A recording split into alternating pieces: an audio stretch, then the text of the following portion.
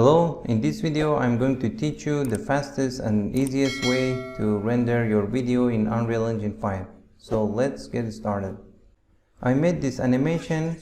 Look at these people! They no longer support me! Look! Why would they?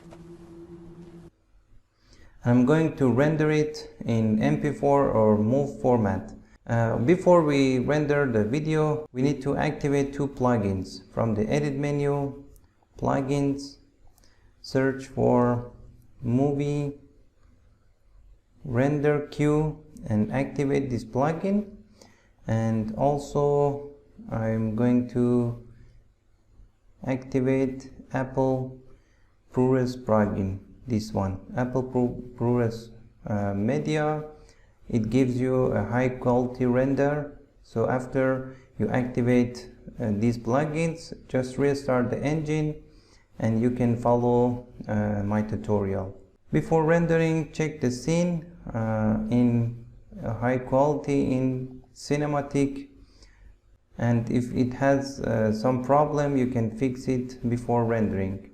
If you don't see this cinematic from here, you can activate it from the settings, engine scalability settings, and set it to cinematic and play the animation in cinematic mode, because this is the final render, and if you see some problems you can fix it before rendering. If it doesn't have any problem, you can render it by clicking on this icon. From these dots, select movie render queue and click on this one. You see, this is the name of your level sequence. I made a level sequence called Ragnar scene, and you can see it here. When it's activated, it means you can render the whole sequencer, but before that you need to specify the end frame and the first frame. I'm going to render from here, so move the CTI to here and click on this set first frame, and I'm going to render it till here. So I will click on this one. The camera cuts should appear here. If you don't know how to add the camera cuts, you can add it from here. Click on it and add camera cut track, and you need to specify which camera record the scene. For example, I used two cameras to record this scene, camera Ragnar and camera Ragnar 2. And you can switch between cameras from here. Click on it and select the specific camera you made for the scene. So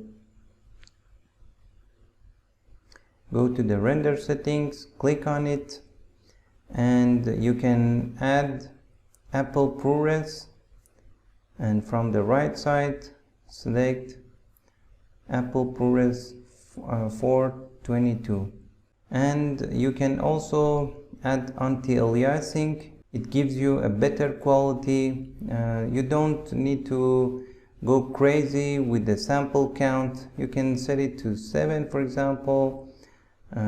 Check the override anti-aliasing, and from this section you can set it, for example, to this one, the TSR.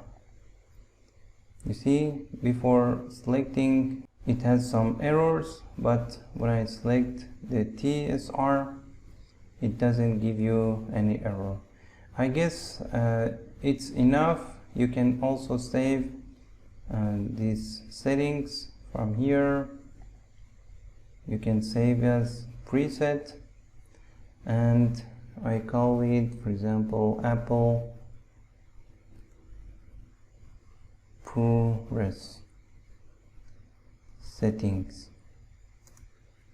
The GPG sequence will also add it automatically. Click on output, and from output directory select a folder to render your scene. I will create a folder here, test render,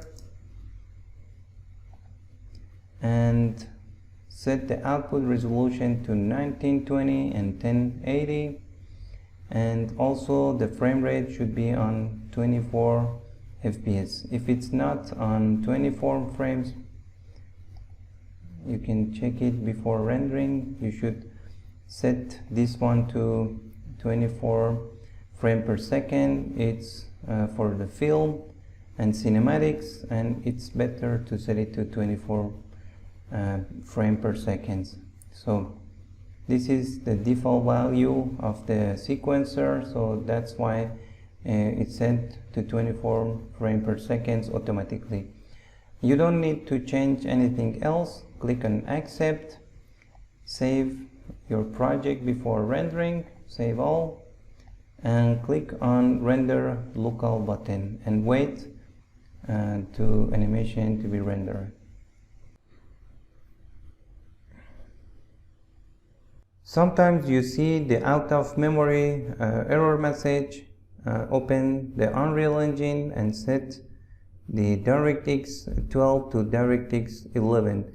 In many cases, your problem will be solved with this change. When the project opens, from the Edit menu, Project Settings, search for DirectX, and from the Default RHI, set the DirectX 12 to DirectX 11. Sometimes when the scene is too heavy and your environment is too heavy, the render will crash and you can't render it this way. So I set it to DirectX 11 and restart the engine. This step can take a long, depends on your system, because it needs to compile the shaders from the beginning. So you need to wait around 15 to 20 minutes to compile all the shaders. After the project opens, open the sequencer you want to render. This one,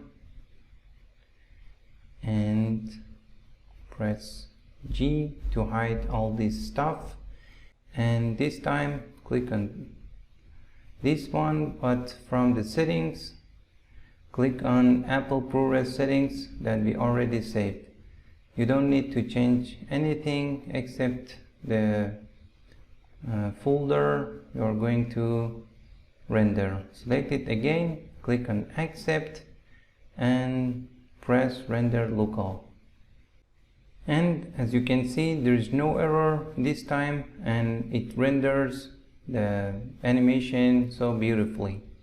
Just wait until the end of the render.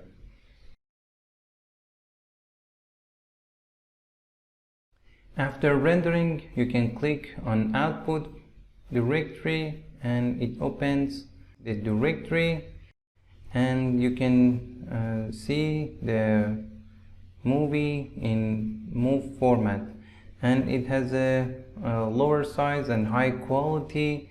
You don't need these sequences anymore, and you can delete them. And if I play this one,